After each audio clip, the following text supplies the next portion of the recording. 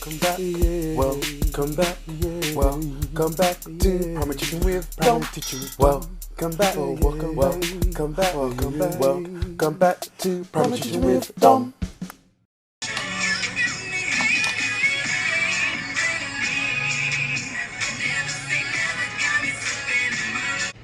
Hello and welcome back to Primary Teaching with Dom. Sorry if you hear the fan, but you know it's hot. And by the way, this thing, I'm not gonna wear it after this video. You know, I've got to put something on for the YouTube video and then off it goes immediately after. That's the case. So we need to get to, I need to get through this video quickly, on time, so I can take this off because it's hot.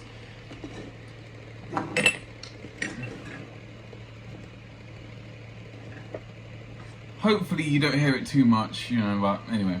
So in this video, we're going to discuss the three things that you shouldn't do when you're at NQT. Now I'm basing this solely on myself and what I've done and what I was like, oh my goodness me, never doing that again when I start my new year, and I haven't since. Let's get on with this video. The first thing I would never do again is spending. So when it comes to, when you have your first class, you want to spend up because you want these nice things, and you look on Instagram and you see these people with these beautiful displays and you see that they're showing, their hobby craft. That was just something. Their hobby craft stuff or whatever, and you're like, oh my goodness me, I really want that and I want that and I want that. And what happened with me is that I kept spending money to get these elaborate things. And trust me guys, I never ever used them once because it works for them. But me, myself, and I thought, oh my goodness me, I really want that. And then I spent money, and then I spent this, and I spend that, and I spend that. And it all accumulates to a big sum. Although, you're paying £3 for this, and then £5 for that, and then £10 for that. And a sale, I get £6 that all gets bigger and bigger and bigger. Especially that you've just finished a PGC. And if you didn't get bursary, to spend all that money at the beginning is a waste of time for myself because I never use them. So I would say minimize your spending. Of course, you might want to get like a storage unit thing, like the felt tip pens and all that. Yeah, for sure, you get your little stationery, but don't overspend on stationery. Don't overspend on stuff, guys. It's not worth it. Your school should have what you need. And if you don't have what you need, you can order through your school and they will pay for it. As long as it's within a budget. Every school has a different budget. So if you really do need green highlighters because it's needed for your role at school, don't go out and buy green highlighters. Ask your school office or whoever does ordering, look, I will need 15 green highlighters and I don't have any. They will order it for you.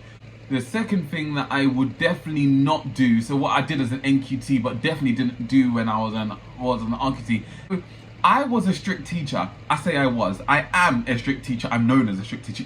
Come on. Yeah. So I went into my NQT thing, I'm a strict teacher, I'm going to be strict. And then I saw them, I was like, oh, look at them, they're so cute. And I let my behavior slip. Not strict in terms of I was always shouting, but I was very authoritative. Like, they already knew I would use my eyes, my mouth, like, that kind of thing. I was very much that teacher that you knew was strict but would have a lot of fun with. But I let that slide just because, I feel I'm being a bit too strict on them. And because I let that slide, their behaviour, they just thought, well, I can do anything in this class. And then I let that slip from my NQT and I almost lost myself. Not almost, I did lose myself because I had a version of what a teacher was and then I changed it drastically. But don't change what you think a teacher should be when you see your children. Be that same teacher, but adapt and change as you go along. Don't change yourself completely, but adapt. What I did was change my teaching completely. And then I hated up not liking teaching for a while. I was like, oh my goodness, I had a lot of problems. I'm not going to go into it now. But there's a lot of things. And because I changed what I thought a teacher was, and I didn't adapt, I completely changed. I've adapted because every school you need to adapt to their policies, different children, SEN needs. I've done that, and I feel that I am a really good teacher now obviously loads of improvements to be made because you've got to adapt. I'm in year 3 next year, not year 1.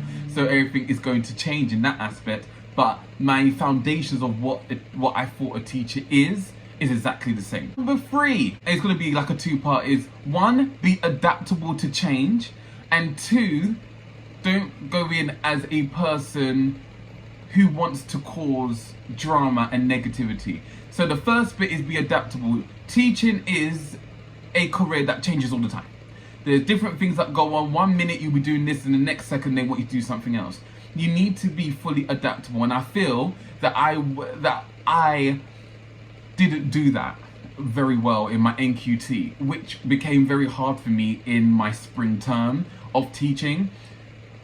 I wasn't very much adaptable to change, and I didn't think I took on positive criticism very well, meaning that when I was given positive criticism, I would internalize it as very bad, and then I would be reluctant to change it. And that was because of just how I used to be, kind of thing. So be adaptable to change. If you're going to get criticism, positive, constructive, make sure you're adaptable to change. And 2, the second part to it is, don't go into school being the one that stirs the drama or gets into drama. Teaching has enough drama as it is with changes and this and that. You want to go in being the nicest person possible. You want to make sure that not that everyone likes you, because not everyone's gonna like you. It is just the way of life. But go in with a positive attitude, go in with a positive nature, greet everyone, say good morning. Me, I have my own quirky ways. I say mornings to the mornings, or that's just me.